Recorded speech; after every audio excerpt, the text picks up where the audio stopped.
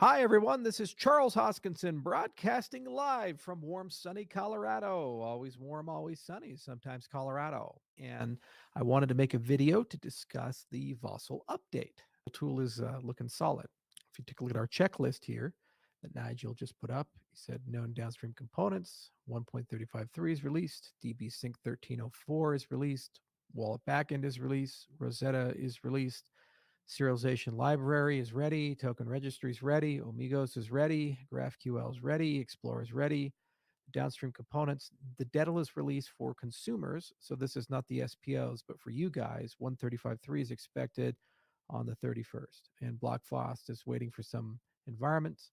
There was a particular bug that we just discovered, missing block on 135 with freshly generated operating certificate. Doesn't look too bad, and here's the entire log for it. So we're triaging that at the moment, but so far so good. And no Sev 1 to 3 bugs. Those are the kinds of things that would delay or stop a hard fork, like things discovered in 135 and 135 1 and 2. 9 Sev 4, and there's a few Sev outstanding. These are small bugs and issues like issues with the command line and so forth. So that's not a hard fork blocker. Then these are similar statistics that we have here, some things on the dApps and so forth. So the next major lift is to get the exchanges on board. Thank you, Charles, but that's quickly where I'm going to step in.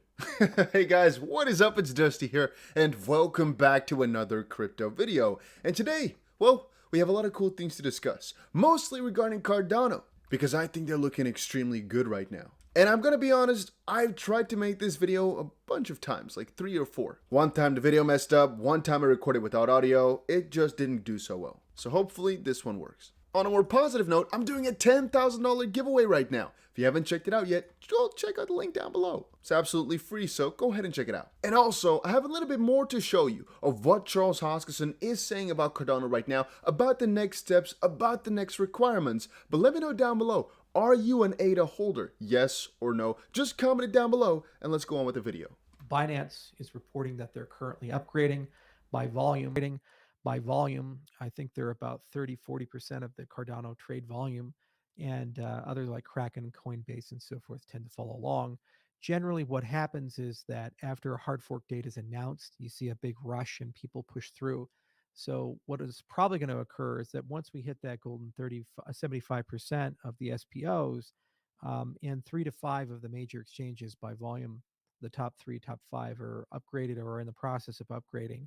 A hard fork date will be set, and then the rest of the exchanges feel the urgency and they start upgrading. It's really hard to get them otherwise. They tend to need a little bit of a push for that. So I just wanted to close out the week, letting you guys know that things are moving along very quickly. Extensive testing is still being done by both the community and still by us. And a lot of integration work is happening behind the scenes. I again briefly want to come in to actually show you guys how things are moving along for Cardano, whilst he obviously is explaining things. So in regards to his 75% number, about an hour ago, Victor gave an update over on the official IOHK website. This is actually a little overview of the Vasil upgrade. It explains exactly how the readiness is looking.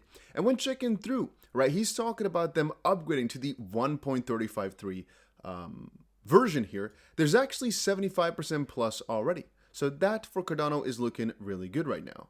Having said that, to explain the whole debacle about exchanges, exchanges make a huge amount of money the closer you get to a hard fork. But a lot of these exchanges are also hesitant to start upgrading something until the others do. The same thing works like this for banks and for almost any other thing out there. You don't want to be the first, you don't want to be last. You want to see one of the major players start to go through it, and once they've done so, you're more likely to go through it as well. Which is why he explains Binance is their biggest exchange by far. It is going through the process, and once they're done, all the other exchanges will follow. And this is very important. So all of that infrastructure is looking good. And hopefully we should be able to work with the community to get a hard fork date set soon.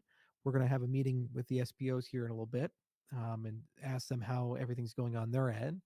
And the CF is working very aggressively at starting to push the exchanges to get to 135.3 so that by liquidity, those things look really good.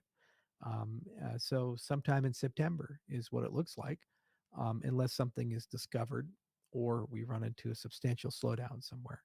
We're not quite over the finish line, but everything looks pretty good. No major bugs or issues. And so far, the testing has come along quite well. Some things on the horizon to look out for, in particular, SIP 47, which is a formalization of what we're doing right now with 75% of the SPOs upgrading.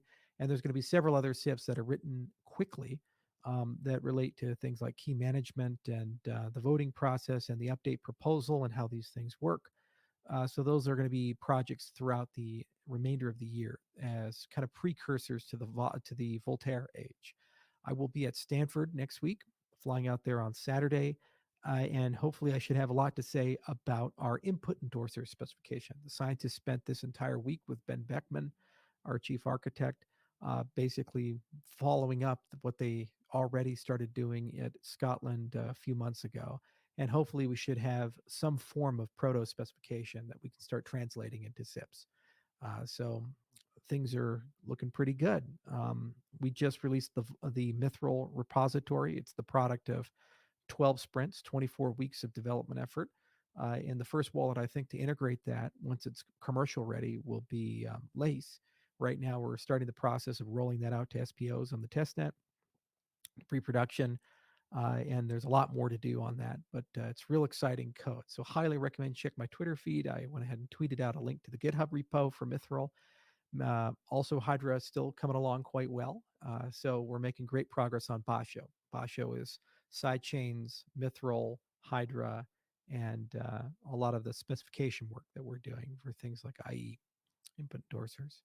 Yeah, thank you very much for that, Charles. Thank you very much for the upgrade. So, a lot of very important things were said. One of the most important ones being obviously the fact that he says September is going to be the date for this next fork, and that the main thing that we're waiting for right now is exchanges. I'm going to quickly point out one scary thing that he said. The fact that it's going to be September unless something is revealed. Now, even though that might not critically be something that's, wrong by just him saying that, it is scary in the sense that he's saying, well, it might be September, might not be, depends on what happens. And that's actually the way it goes for any upgrade, but for him to say it is going to have a lot more people thinking, it's going to be September, let's go. Let's FOMO into Cardano right now because it's going to be September. And then if in September he says, well, we found a bug, we have to delay it further to October. He didn't actually confirm it was September, but people assumed so. So I'm just thinking, he's done nothing wrong, but people might perceive it in the wrong way. Just letting you guys in on that. Now, if you're wondering what's going to happen, take a look for just a second. There's so ridiculously many articles asking that question. What's next for Cardano? What's happening to the ecosystem? What's happening to the price? Everybody is talking about Cardano right now. And just a quick overview here. 3 critical indicators to trigger the long-awaited Vasil upgrade. Obviously, we had our main target of 75% upgradingness or something like that. It's been going through. Again, recent bug has been fixed, which has also been nice, and exchanges need to start adapting, which is also already in the works. So everything for the next upgrade is being worked on. If we're talking in terms of price, how far are we? Well, right now Cardano's price is sitting at 44 cents, and you might be wondering, you might be asking, where exactly will the price go? In my own opinion, exactly this will happen to Cardano. Cardano will follow along with Bitcoin and Ethereum, most likely towards the upside if that is what were to happen. Cardano will, however, have a little bit more gains than the other two, mostly because of this very major launch. Of course, our upgrade for Vasil. There's a caveat though. I personally think the date at which they're going to upgrade is going to have some very grave consequences. Why is that the case? Well, you guys have probably seen Ethereum as having their merge around the 15th of September. Depending on whether or not this is good, it's going to be the new biggest proof of stake protocol. And that could be detrimental for Cardano in terms of the fact that, well, Cardano is number one. Even after Ethereum, transitions, they're still going to remain number one, but there's some major competition. But I meant more so in the sense of if the Ethereum fork, or merge I should say, is a negative one, and it turns out that it wasn't a good thing, or it has to be delayed or anything like that, anything negative basically that happens to that merge is going to reflect negatively on Cardano. So for that reason, I think Cardano could better do it just before the Ethereum merge. Then again, I think vice versa or the opposite way as well. If the Ethereum fork is a negative one, and it turns out that it wasn't a good thing, or it has to be delayed or anything like that, anything negative basically that happens to that merge is going to reflect negatively on Cardano. So for that reason, I think Cardano could better do it just before the Ethereum merge. Then again, I think vice versa or the opposite way as well. If the merge is an extreme success and there's a lot of FOMO for Ethereum, I think for Cardano it would have been better if they actually do it afterwards, because then people will also be excited for this new move for Cardano. If you're asking me, can we go to $1 straight away because of this upgrade? I'm going to say it is pretty unlikely, depending on how much Bitcoin pumps. But it's the next big chapter for Cardano. You've also heard him talk in his speech that a lot more cool is coming, and I've already described it a ton of times. Cardano is the center of proof of stake in crypto. It's going to remain that center regardless of what happens to Ethereum.